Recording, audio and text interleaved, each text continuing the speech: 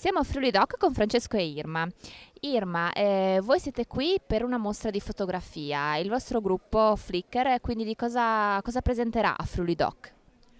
Allora, il nostro gruppo è diciamo, il gruppo di Udine all'interno della community più grande di Flickr, che è una comunità mondiale di fotografi e anche semplicemente appassionati.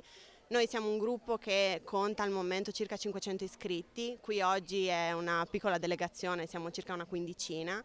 Proveniamo un po' tutti dalla zona, anche se c'è anche qualche semplicemente amante del Friuli e di Udine che ha piacere a condividere le sue fotografie, e abbiamo portato qui diciamo, alcuni scatti, diciamo, quelli che al momento ci rendono più così orgogliosi, o anche quelli che sono un po' più diciamo, identificativi di quello che è, diciamo, la nostra predilezione in campo fotografico. Quindi c'è qualcuno che ha portato fotografie Polaroid, qualcuno che ha portato analogico, qualcuno digitale, a seconda di quello che è, diciamo, la nostra preferenza in ambiente. Insomma, c'è un po' di tutto, ecco. E la passione per la fotografia, come nasce? Beh, nasce chiaramente diversamente da ognuno di noi.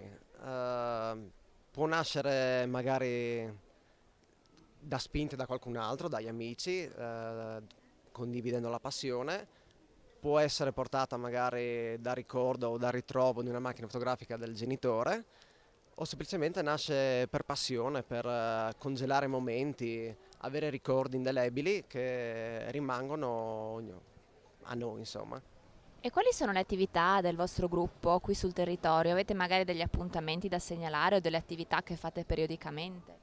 Ma noi diciamo che, essendo un gruppo che nasce sul web, ovviamente il nostro primo punto di incontro e di confronto è il sito, ovviamente, di Flickr, dove postiamo le nostre foto, dove possiamo commentare le foto degli altri, dove ci possiamo consigliare sulle nuove tecniche, eccetera.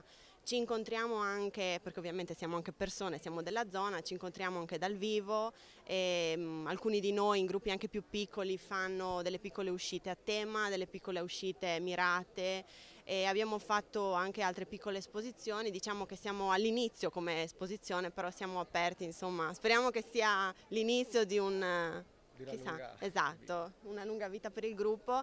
Speriamo che qualcuno, vedendo il nostro gruppo, magari si appassioni un po' di fotografia e magari voglia unirsi a noi, perché il gruppo è aperto a tutti, insomma.